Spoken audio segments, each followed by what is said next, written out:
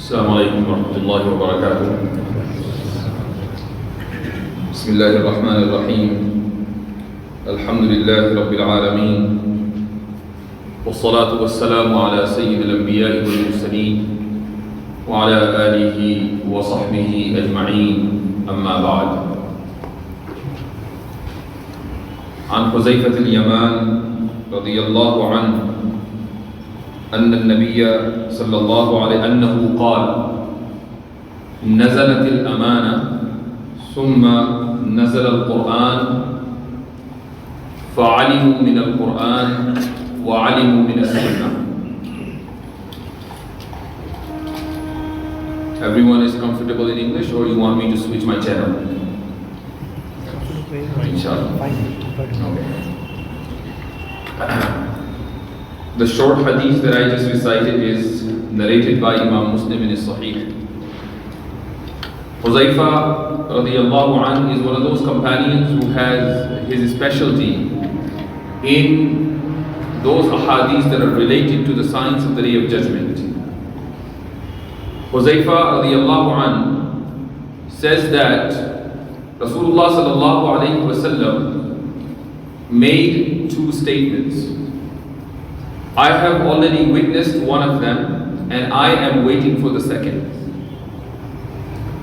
The first that I have already witnessed is that amana, meaning honesty, was revealed in the hearts of people. ثُمَّ نَزَلَ الْقُرْآنِ, and after that Quran was revealed.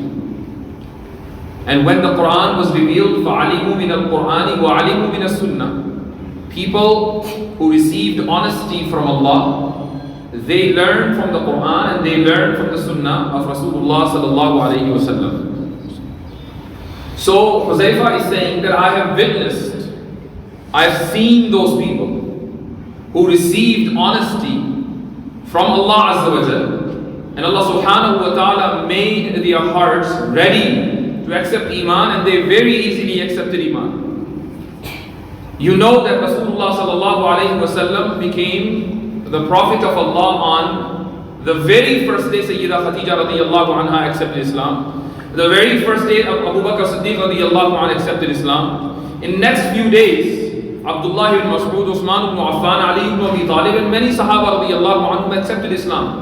Why it was so easy for them to accept Iman, and why it was so difficult for Abu Jahl to accept Iman? How come he refused Iman, and how come Umar ibn al-Khattab radiyallahu anhu accepted Iman?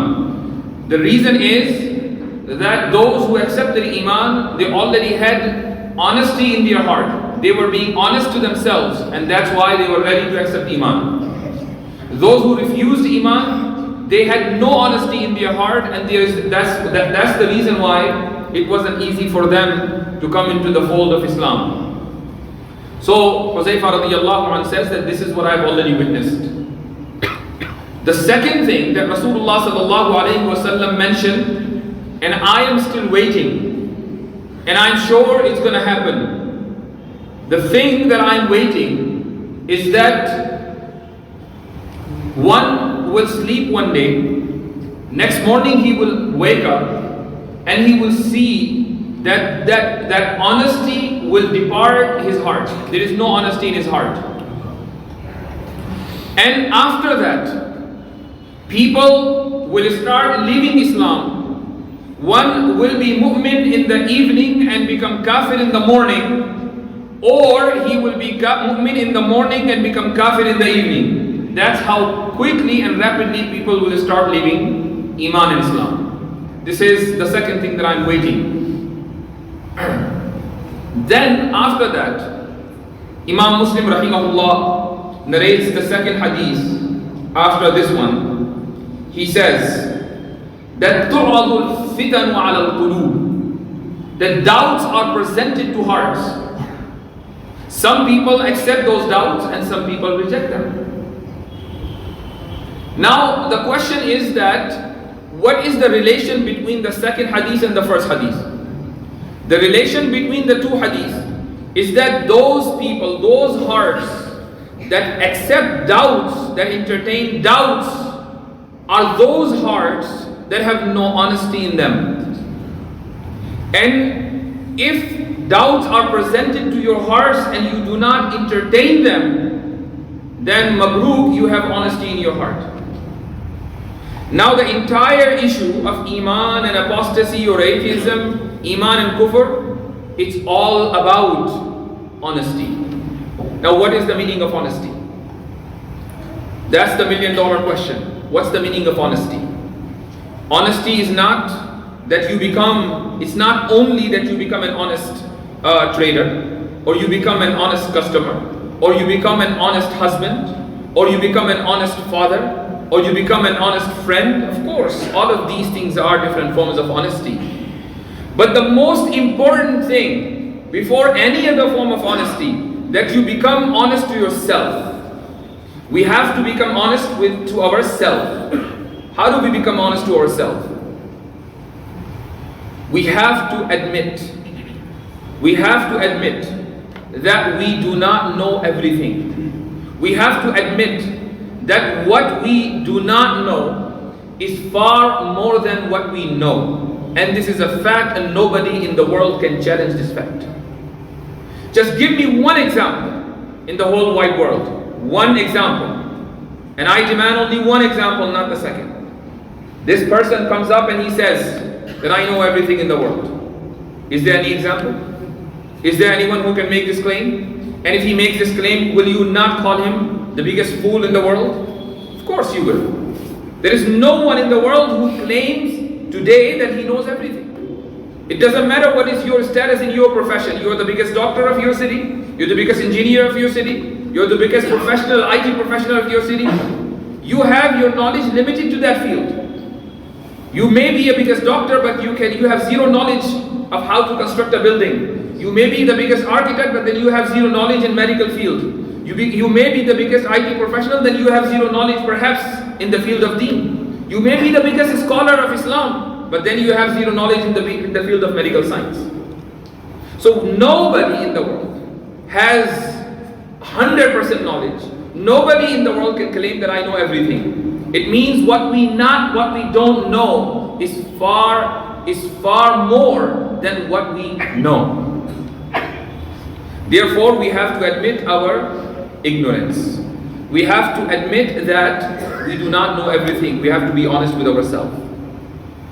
But unfortunately, we are not honest with ourselves.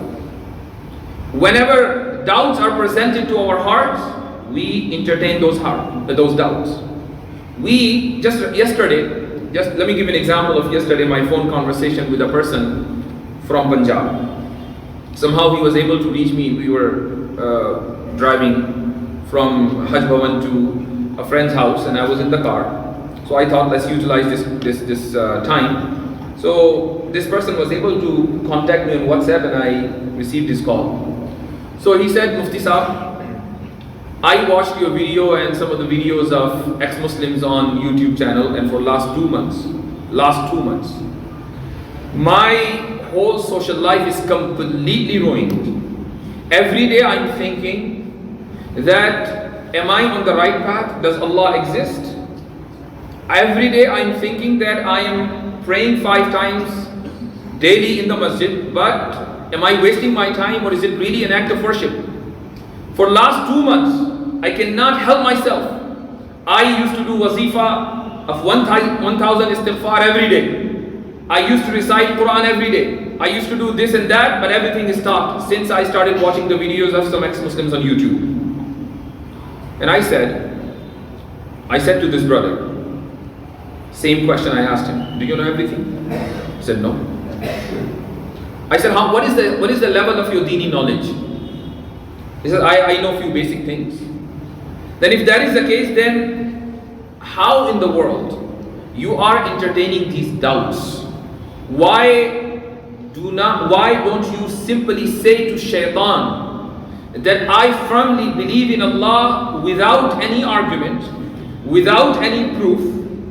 I cannot surrender my will to your will, because my will has been surrendered to the will of Allah. Simply say that and you will be out of this waswasa. You will be out of this problem. So respected brothers, we have to admit our ignorance, and we have to be honest with ourselves.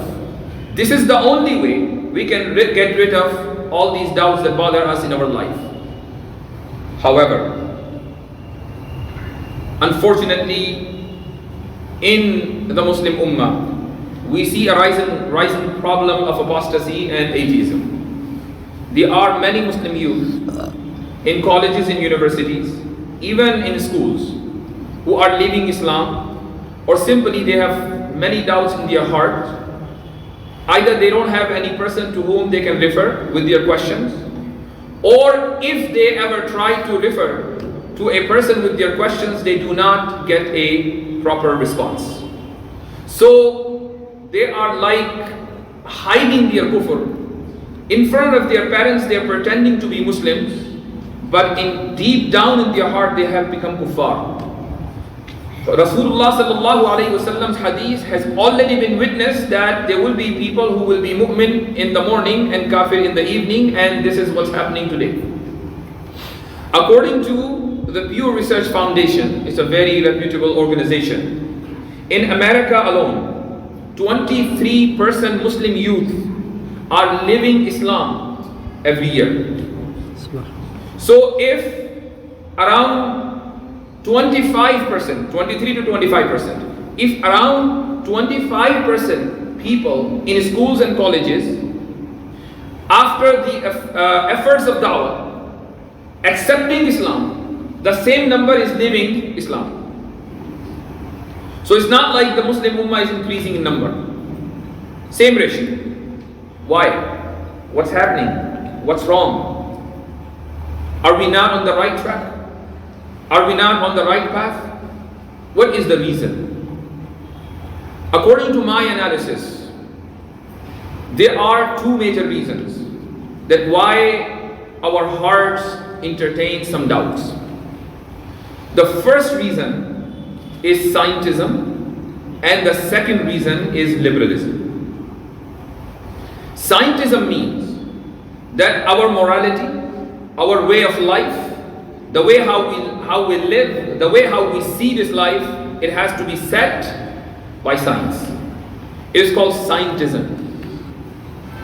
Liberalism is very obvious, but many people do not understand the definition of liberalism. Liberalism in reality has three values. Number one, equality. Number two, freedom, full freedom. And number three, progress. Let's talk about Scientism. We have this habit of understanding everything in the light of science. The moment we see that certain issue, social issue or a religious issue or certain ayah of the Quran or certain hadith of Rasulullah sallallahu alaihi wasallam apparently is in conflict with science, we become skeptic towards the Quran, towards the hadith. Why? Because we have full 100% confirmed faith in science, and it is a problem. It's a problem. I am not saying that Quran is in complete coherence with science. I'm not saying that. I openly say that there are many scientific theories that are against the Quran. Many scientific theories that are against the hadith of Rasulullah sallallahu alaihi wasallam. So what? So what? Is science confirmed? Has it completed its course? Is science not evolving anymore? Science is ever changing. If it is not changing, then it's not science. Let me give you an example. Suppose you have Taj Mahal, a classic, you can say, miracle of mankind. A perfect mega structure. And you want to do its comparison with a modern building. But the modern building is under construction. It says the work in progress. Is it morally and logically sound that you compare Taj Mahal with a building that has not been completed yet? The work is still in progress, and you are comparing Taj Mahal with that half-built building. Your comparison will never be right. It will always give you wrong data. It will never be convincing. and you will be considered fool if you continue that comparison. You will say, well, let the building be complete first, then only I will compare Taj Mahal with that new building. Science. In this field, the work is always in progress. The construction is never complete. Therefore, if you compare the Quran in the field of infrastructure, it's like Taj Mahal. If you compare the Quran with a theory, with a scientific theory, and you find certain conflicts between the scientific theory and the Quran, and you become skeptic towards the Quran because you have firm faith in science, then you are making the same mistake as the one who started comparing Taj Mahal with a half-built building. Remember one thing, respected brothers. The most accurate theory of science may change tomorrow. And if it can change tomorrow, then it is not right for us to judge the Quran according to that theory. Let me give you an example. The entire science depends on one type of argument. This type of argument is called induction, the argument of induction. It is also known as the problem of induction. I don't know if you have heard this term, the problem of black swan. What is the problem of induction? Example. Suppose medical science is able to invent some vaccine for a disease. You know that how vaccine is presented to the people. It has to go through lab testing. Few thousand people have to take that vaccine. After those few thousand experiments, then medical doctors say that we are confirmed that 70 to 80% of the time this vaccine will work. Now, did they test that vaccine on every single human being? No. Are they saying that every single person who will receive this vaccine will be cured? No. 20 to 25,000 people receive vaccine, and on the basis of this experiment, they induce, this is called the argument of induction. They say that anyone who will receive this vaccine, hopefully this vaccine will work for him. But it is possible that it may not work with some people, with some race. Maybe it won't work in Africa. Maybe it won't work on white people. Or maybe it won't work on Asians. It is possible. It happened many times. There were, in Europe, once upon a time, a particular white bird. So the Europeans started saying that only white bird exists. This bird only exists in white color.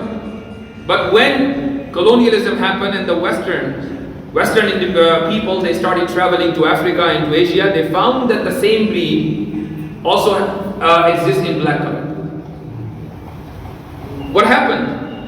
They induced that this particular breed of bird exists only in white color, but later on they found that even the black color also exists. This is called the problem of induction.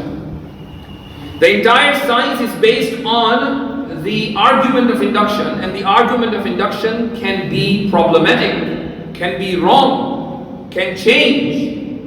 The Quran is not based on the argument of induction. Islamic Aqidah is based on the argument of deduction. The argument of deduction is definite. The argument of induction is indefinite. How in the world it will be morally correct that you judge what is definite in the light of what is indefinite? It is impossible. This is the problem of scientism. This is the first root cause. The second root cause of apostasy and atheism is what I say, liberalism. Many people think that it is perfect to live in a society that believes in freedom, that believes in equality, that believes in progress. Three moral values. Let's talk about these three moral values. Freedom. Liberal democracies and liberal societies promise their citizens that they will enjoy full-fledged freedom. But do they? It's a delusion. That is the problem. Let me give you an example. The first example is transgenderism.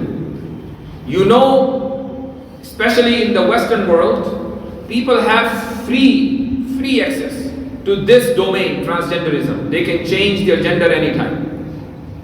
Just recently, the Canadian Prime Minister officially on his Twitter handle announced that my youngest son, I feel proud to make this announcement that he has come out of the closet.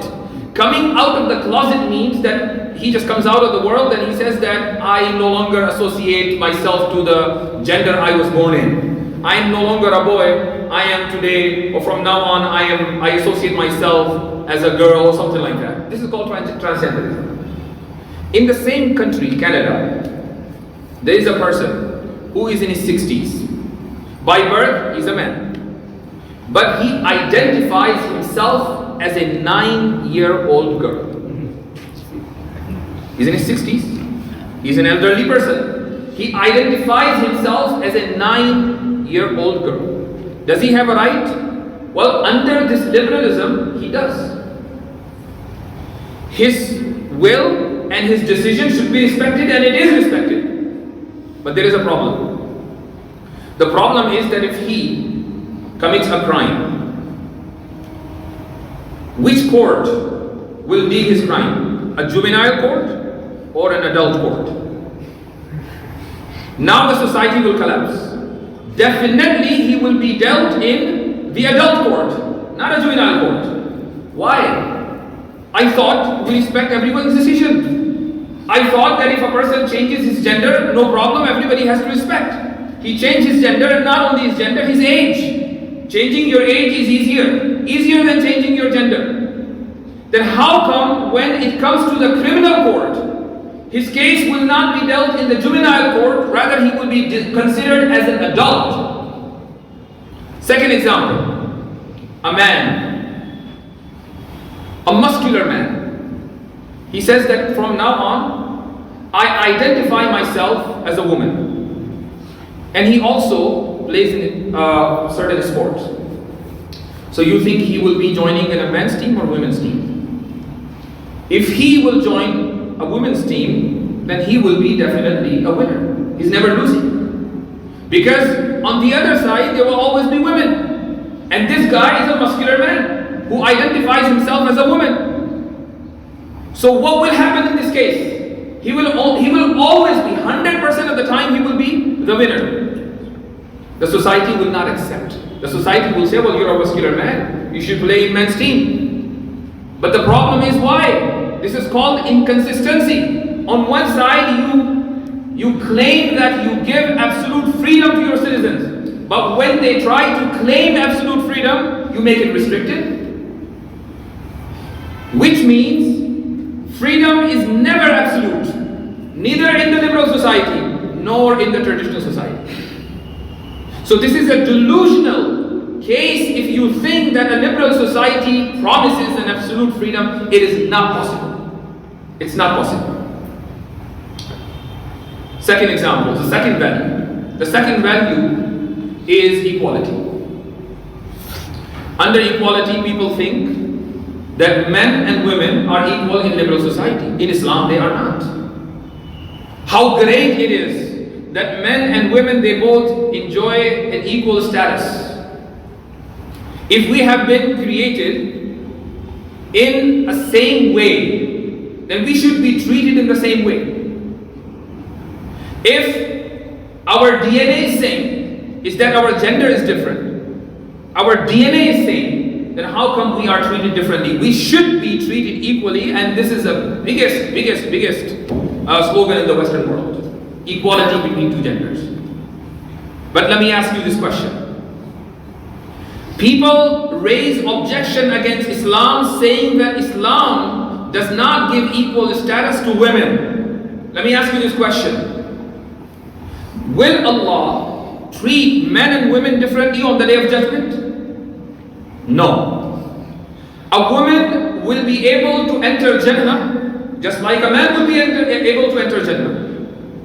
Just like a woman will be in the hellfire, a man will be in the hellfire. If you pray 2 rakah and suppose you get XYZ reward, the same 2 rakah are performed by a woman, will she not get the same reward? She will get the same reward. Everything is same. You recite one ayah of the Quran, on every single letter you acquire 10 rewards. Suppose if the same ayah of the Quran is recited by a woman, she will get the same amount of reward. So where is the difference? The difference is in our social role in this dunya. Men are given different responsibilities, women were given different responsibilities. Now let me ask you another question. Suppose you work in a company. Your role is that you're an IT professional, you work as an HR, or maybe you're a CEO of the company, or COO, or whatever. You hold a position in the company. Now this company has 100 employees. These many employees come to you and they say that we want to be treated equally, just like the director of the company is treated, just like the CEO of the company is treated. We want to be treated in the same way because we work under the same roof. Is it possible? It is not possible. The protocols the CEO enjoys will not be given to other ordinary employees. Another example. We live in a democracy that has a president and a prime minister and a chief minister and many ministers and other officials. The president has his protocols. A layman on the street says that I am the citizen of this country and therefore I claim, I want the same protocols that are given to the president because he is my president and he is also the citizen of this country just like I am. Is his demand right? No. The president is the president, the prime minister is the prime minister, and you're just a layman. You don't deserve those protocols. That is special treatment. It means unequal treatment, inequality is essential for any system to survive. A company cannot survive on the basis of equality. A country cannot survive on the basis of equality. Then how come a society can survive on the basis of equality? It is not possible for a society to give equal rule, equal responsibilities and equal rights to all its citizens. It's not possible. Rights are given based on your capabilities. Rights are given based on your capacities. Rights are given based on your physics. Rights are given based on your mental capacity, based on your different emotions. Women are emotionally different than men. Physically they are different than men. Therefore their rights are different than men. Just because they have different rights does not mean that they are second-class citizens. Just because they have different rights it doesn't mean that Islam mistreats them. So the concept of equality does not work within one gender. How is it possible that it will work between two genders? The third moral value of liberalism is called progressivism. What is the meaning of progressivism? Progressivism means that as we progress in time, we are morally getting better and better. So 500 years ago, we were living in dark ages. 1500 years ago, we were living in classical ages. 2000 years ago, we were living in ancient time. We were better 1500 years ago if we compared ourselves with 2000 years ago. We are today far better than those people who lived 500 years ago because as we progress in time, we're getting better and better. But tell me one thing. Is it a right parameter that as we progress in time, we morally become better? Is it a right standard and parameter? Definitely not. Because what makes us better is knowledge. What makes us better is right and sound information. And there is no guarantee that as we progress in time, we become educated. There is no guarantee. It is possible that people who lived 500 years ago were far educated and better and highly civilized than people today.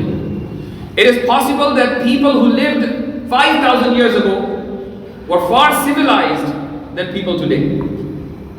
This progressivism is nothing but a dogma. Do you know dogma? Dogma is that I believe without any argument. I believe without any evidence. There is not a single evidence.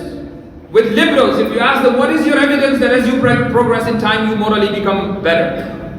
Give us one evidence. There is no evidence. We just believe. Islam teaches us contrary to that. Rasulullah sallallahu alayhi wasallam says, خَيْرُ الْقُرُونِ قَرْنِي ثُمَّ الَّذِينَ يَلُونَهُمْ ثُمَّ الَّذِينَ يَلُونَهُمْ. In Islam, as we go back, we become morally better. As we go back to Rasulullah sallallahu alayhi wasallam's time, the closer we are to Rasulullah sallallahu alayhi wasallam's time, we are morally better. But liberalism teaches us that as we go away from Rasulullah sallallahu alayhi wasallam's time, we morally become better. These are two different worlds. We have an evidence that as we go back in time, we become morally better. We have an evidence. Why? Our evidence is that Rasulullah sallallahu alayhi wasallam is the source of morality. As we go closer to the source, we become morally better. What is your source of morality? What is the source of morality for liberalism? There is no source of morality. It is time and nothing other than time. And time is a dimension, is not a source of anything. Time is a dimension, it's a fourth dimension. It's not a source of anything. So where is the evidence for liberals that as we progress in time, we become morally better? We have an evidence that as we go back in time, we become morally better. So we have an evidence and they don't. These are two problems in youth life: Scientism and liberalism. And I want you to practice one thing, and inshallah, no doubt will ever bother you. What is that? One suggestion. You all have to be skeptic.